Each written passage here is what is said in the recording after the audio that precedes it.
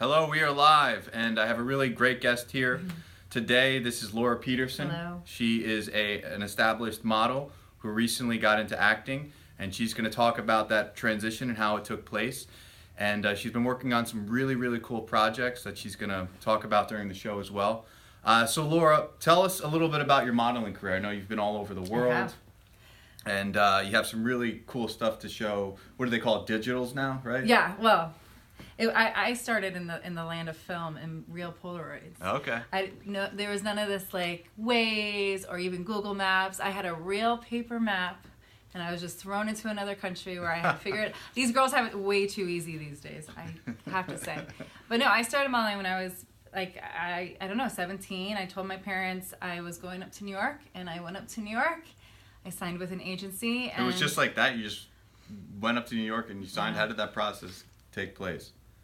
Well, my mom was like heartbroken. I was one of those really kind of nerdy kids in high school. Mm-hmm. I think I graduated with the most accolades. Like I was National Honor Society, Academy of Finance, part of the art program. I did all these things. And so my parents were just so sure that I was going to want to go to college. Mm-hmm. And I was like, I really want to model. And my school had a great art program, so I was always brought in. I would get to leave other classes, and I'd come, and other kids from all over the county would come and either paint me or draw me, or I think that's when I really started loving just being in front of the camera. And not just the camera. Back then, it was just like even like crayons, let's say. But my mom and dad, I think, just kind of knew my personality, and they were like, "Well, let's give it a shot," thinking it wasn't going. No one ever really thought I'd make it work. So you graduate high school. Graduated high school. 17. You headed up to New York, and you're originally from Maryland. Maryland. Yeah. So you took the train to New York right out of high school. I did. 17-year-old kid, and how did you get an agent? Well, I was just turning 18. Okay, you just turned 18. So I already thought I was too old to be a model. You're supposed to be like a baby. So I would go to my castings, and they'd say, "How old are you?" And I'm like, "I'm 17." And they'd be like, "No, you're 18." And I thought my career was over at that point, which is so ridiculous because, you know, almost 20 years later. But yeah, I signed it with this agency. But how did the process go to get an agent? I walked in the door. That was it. So there was internet. I'm not that old, but there wasn't like there was no like submitting pictures, and it was like they had open calls, and you went in. I had a couple pictures, a couple Polaroids that people had taken of me. I didn't have anything professional, so yeah. And you just had the attributes that they were looking for, and you got signed with an agent. Yeah. And from that signing, then you started working very consistently. Well, yes and no. I would modeling is a little bit of a hard road, so I would at times have to come home. But every time I'd come home for a couple months, I'd brush it off my shoulders a bit. Then I would have to. All these agencies are connected around the world, so I would do a stint in New York, and then there's an agency in Milan. There's Fashion Week going on in Milan. They need you to come to Milan, so I'd go to Milan for 3 weeks, and then after that, I would probably be a little homesick, maybe eat too much pasta because that happens a lot. Go back home, and throughout doing all of this, I did get a degree, a marketing degree in Towson University at the time. So I would use my time at home. Okay. To clean myself up as well as better, expand my brain a bit. And I got to, in my career, I worked in all over Europe. I lived in Austria, I lived in Germany, I lived in Milan, I've worked in Paris, I've worked in Tokyo, I lived in Singapore for a long time. The only place I didn't end up working was South Africa and Australia, which were these two big hubs that I always said I'd go to, and I never did. But out of all the places you've worked in and lived in, could you see yourself moving there permanently, or did you have a favorite out of those cities? Crazy enough, this is weird. I loved Hamburg. I just thought Hamburg. I don't think I would want to live there, but it just happened to be a time in my life where the spring was blooming and life felt good and easy to fall in love, and I had been there during Christmas time, so I got to see Christmas and then just the birth of spring, and it was just like I think in anybody's life in springtime, it's a happy place. So I remember that very clearly. But I loved working in Asia, and I would very much like to go back to that market, especially since I did really well in Asia. I had a really slick little bob. I told them I was half Chinese at the time, and I looked it, and the way I photograph is a little bit more ethnic looking, I guess. So I got away with that, Yeah. and they liked it. And so you did modeling for... I still am modeling. You still am modeling. And when did you make the transition to actor? And how was that transition like? When I was working in Miami, had a few opportunities to work with some stars. I made good friends with a man named Ed Arenas, and at the time, he believed in me, and he asked to put me in a couple movies, which I was a little hesitant, because as a model, I had always been told, you're not supposed to talk, and you're not supposed to have too much of a presence unless... But you had that presence, and you had had that personality, and you always believed in that personality, and that you wanted to be more than just... And unfortunately, when I was modeling, I felt like maybe there was like a different type of model than where you couldn't have that. And if you wanted to be an actress, well, then you're an actress. If you want to be a model, you're a model. Now it's like you can be everything, and you should be everything. But at the time, I didn't feel like I had that. And I focused so much on being a model that I took so many of these opportunities and just... unfortunately didn't run with them when I should have, because I think I would have been a little bit happier and a little bit different place in my career with acting. So I'm really trying to play catch up right now. But yeah, I had a couple opportunities in Miami. I had shot a feature. I had, maybe 5, 6, 7 lines. I'm not even sure. And that was cool. I wasn't even that excited about it. I never even went and saw the movie. I think I was just so embarrassed to see myself in moving form, because I'd never, other than runway shows, which I was the worst at, I never actually I was so nervous and so embarrassed that I never even wanted to see the movie. I never have, to this day, seen that movie. And that was a feature. And then I come to New York. I'm still working in New York, and all of a sudden more and more opportunities, like television's becoming such a big thing. Everybody's on TV now. All the cover girls are now actresses. Exactly. And that killed me. And I think even in modeling, there's been this blend of model actor, but even in like what I do, I mean, when I first graduated college in the early 2000s, it was very segmented, like you said. Either you were a director, or you were an actor, or you were a producer or a writer. But now, because of technology, really, the industry is so blended, and you really have to be all these different things if you want to have a career and you want to make something of worth. So you took advantage of that when the time was right. And you said the first acting experience, you were very, very nervous, but it was something inside you that wanted you to do more and to continue. I think I'm just now not as nervous, but even walking in today, the nerves are there. The nerves are here right now. I don't know that. But that's just a part of it. I think Frank Sinatra said he was nervous up until his 70s when he used to perform. I mean, this guy's performed his whole life, and he said when he was in 70s, he still would get nervous. That's part of it. But what's really important is how you use those nerves. If you use them to your advantage, so you can put on a good performance, which you did. And we could talk a little bit about that now. So Laura is acting in a web series that I am directing, producing, and acting in as well, called The American Benefactor. And we filmed actually in this office. We filmed the office scenes today. And Laura's character is, she sees one of the coworkers, another gentleman, Alex, who was on the podcast a few weeks ago. Her and Alex, who plays Rovan in the show, they have a little romance, and she's conflicted in terms of her feelings, whether she thinks it's just a friendship or whether she thinks it's something that is going to be more meaningful and more romantic. He's not the bad boy that I typically would. Exactly, yeah. She has a specific type. He's definitely not that type. But they do share something. We have a scene where they share something at a park, and he definitely sees her in a very different light, and he really starts falling for her. And she's open to it, but she's conflicted. And the first season is really about their relationship and how they come together. But you also have had some other great projects that you're working on, and I saw you in a short film called My Hero, which was a great film. Why don't you tell us a little about My Hero? It's the first of a trilogy. It's really the battle of the sexes. It's me and my husband, and we are just as modern can be. Very affluent couple. We're enjoying our life. We don't have children. I'm high level up in my career, and my husband is kind of dealing with a wife who is a feminist and very proud of who she is in her career, but also, as a female, is feminine and wants to have a husband, be a husband. And so it's sort of like a funny, I don't know, juxtapose, is that the word? Yeah, it was definitely a shift in the traditional gender roles. And we did really well with that. We were probably in about 15 to 20 festivals. Wow. I think we won about 5 or 6 awards. I saw you at the Northeast Film Festival, I think, Yes. in Teaneck.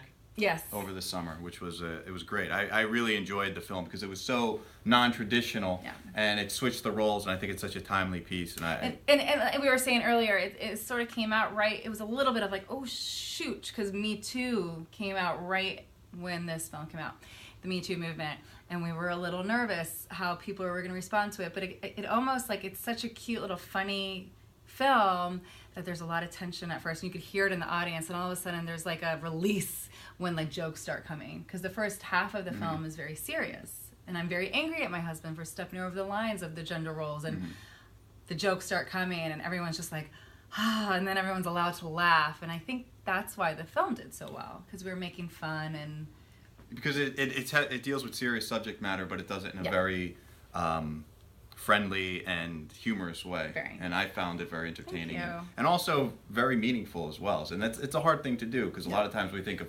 comedy as being something by itself, but that film blended everything. It was really cool. Yeah, there was a lot of that, and we hear what you just said from a lot of people. So thanks to my guys, Lorraine, Martha, Zach Crone, we did a good job, which has done such a great job that we're moving on to the second of the trilogy, which we just finished final edit this week, and that will start being sent out to the festivals probably in the next week or 2. Cool. And that is called Oh Boy, and it's the same characters, Todd and Patricia, and our another fun and feisty stuff in our relationship. Okay, so same characters, same tone, like political but also humorous. I'm not so much the bad guy in this one. I think the last one I was a little bit of the bad guy, but this Lauren one was you're nice more to me. you I'm more mellowed lovable. out. Yeah. But a totally different scenario. Totally different scenario. Okay, cool.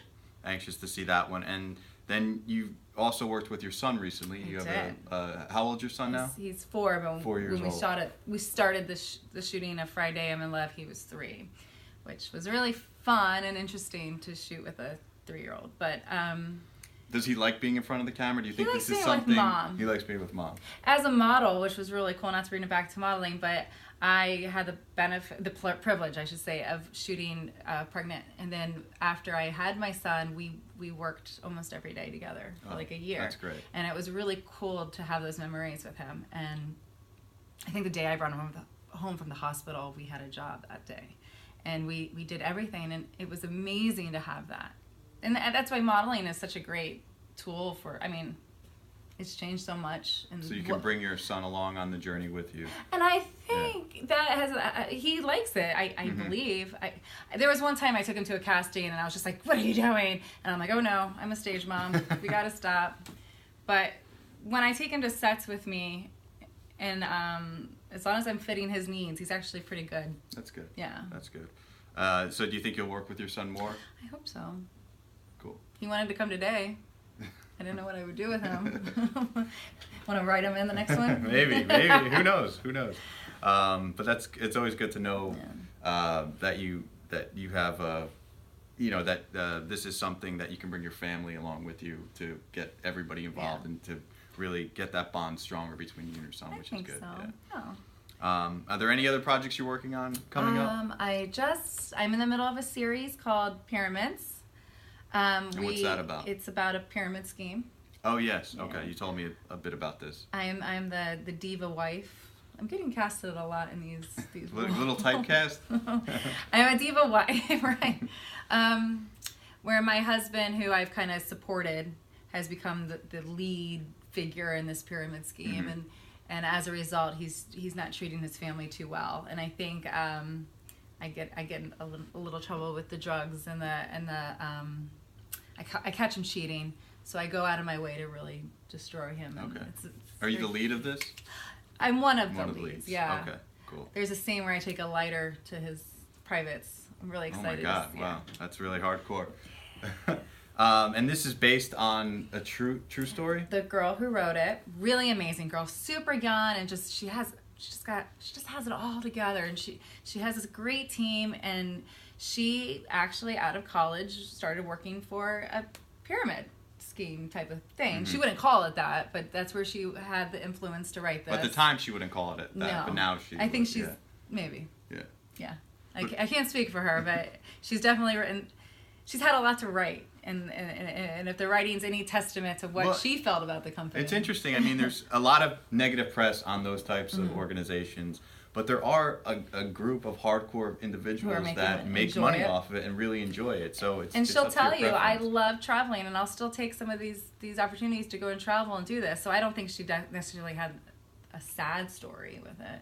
So it seems like the film is based on the negative aspects of an organization like that. A little bit. A little, but it also has. It shows the glam. It shows the glam. And shows what could happen. So it's not too one-sided. You do get both sides. Well, that's good. Cool. So it sounds like you have a lot of things that you're working on, and what's really cool, what you talked about earlier, is that I've changed my mindset of not feeling like, well, I have to be one thing or another. Even being a mom, a model, an actress, like speaking with you guys and wanting to maybe do my own projects. I like the idea of writing and producing and starting my own production company and being behind the scenes and watching how you even are getting this to work for you. Yeah. And you have an idea for a story that you've written, or and this is with your son as well. This is with my son, and it was an idea that I just spit out with a friend, and same Lori and Martha, and we were just making jokes about how funny of an idea this was. It wasn't a rocket science idea, but it was sort of like a modern Cinderella story, and Lorian's giving me a lot of credit, saying that I came up with this idea. He wrote it and he directed it, but it's really me and my son, modern day Cinderella. It just won its premiere festival, won its Best Comedy Award. Wow. That's pretty cool. My little boy insisted that the award was his. So let's talk a little bit about how the process went. You had an idea for a film, and you went to Loring, who is I was in my car driving, Bluetooth, hands-free, and I was like, Lauren, think about this idea with us in maybe a McDonald's ball pit. And we had this funny thing about a man and a woman, obviously a mom in a McDonald's with sweatpants and my kid just running circles around me, and I'm just like pulling my hair out, which most moms can relate to. I see this handsome man in the corner, and our eyes lock, and the beautiful music, and all what could be with this man, and what should be in my life, and all my fantasies the audience sees. And then at the very end, my son snapped back to reality, does something to bring you back. So it's about a mom who's in the midst of a not so glamorous luncheon at McDonald's with her son, and you have this daydream, and you come together with another man at the McDonald's, but at the end it's all kind of my fantasies are just torn away. But it sounds like a great concept, and all you did is you just basically told him what the idea was, and he went and wrote it. And that's what's so great about making friends in this industry, because people want to work together. Exactly. I don't think anybody wants to have the only hat. No. They want to spit ideas. No. And everyone wants to work.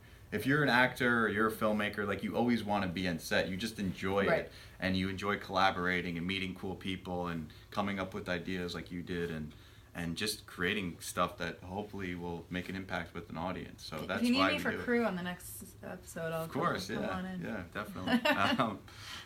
Cool. Is there anything else you'd like to share with the audience, or any other projects that you're looking to promote, or what do you have coming up in the near future? I'm just, again, with the transition, I'm this month working on, I have a deadline for my website to switch it from modeling to acting. Making that hard decision. Do I go SAG, or that there's a struggle with that, with the two worlds. That's really the only struggle right now. But so I'm waiting to see if Friday I'm in Love gets into any more festivals, and I'm hoping Oh Boy blows it out of the what is the word? Park. Out of the park.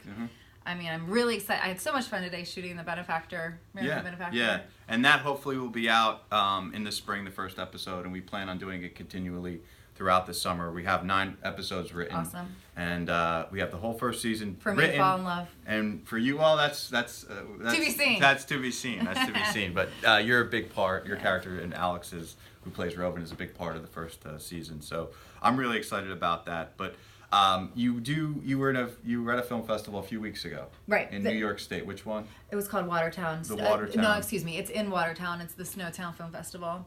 Great festival. It's all about their community up there. It was 30 inches of snow. Wow. It was so fun to be in that snow. It was a little scary getting through the snow, but we out of nowhere won, and I don't know how. What did you win? What? The best comedy. Best comedy. For I think they had like between 700 and 900 submissions, Wow. and I had never even seen this film, and it was just such a nice thing. And did you make contacts there? Did you meet people that you potentially collaborate with? We'll see. I'm trying. It was all blurred. It just happened. Yeah.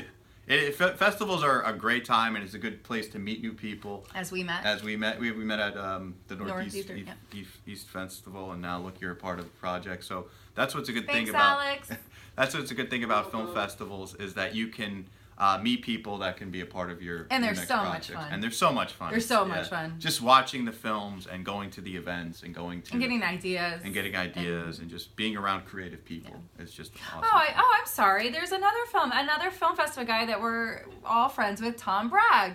I just did a really short. He had a feature, but he wanted to just do a very short part of that film called Smiling Strangers. It's literally minutes. And I haven't really even seen it, but it played, but I missed. I was 5 minutes short of making it to the festival time in Brightside Tavern.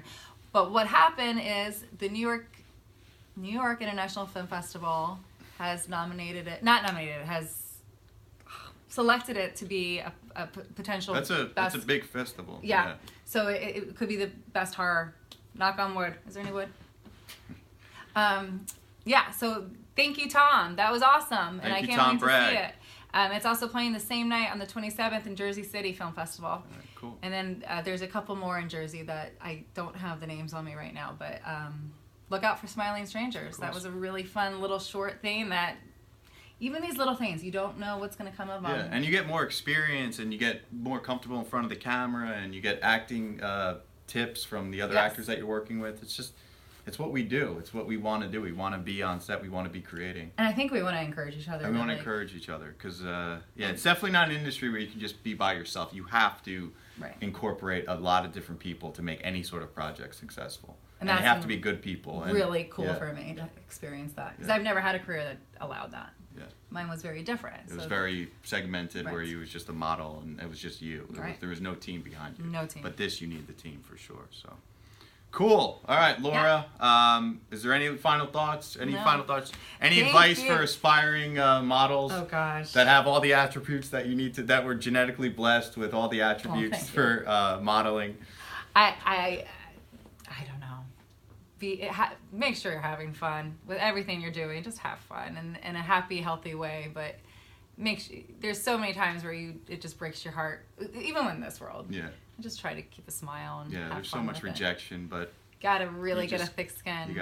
That's exactly and right. As actors, we're like the most sensitive and most vulnerable, really. And it's just kind of you gotta just keep remembering tomorrow's a new day and a new opportunity, and let it go. Agree completely. Great final thoughts from Laura Petersen. Tomorrow's a new day. You gotta let it go. So thanks so much for tuning in. And hopefully the American Benefactor, the first episode will be out by April 1st. Cool. All right. Thanks so much.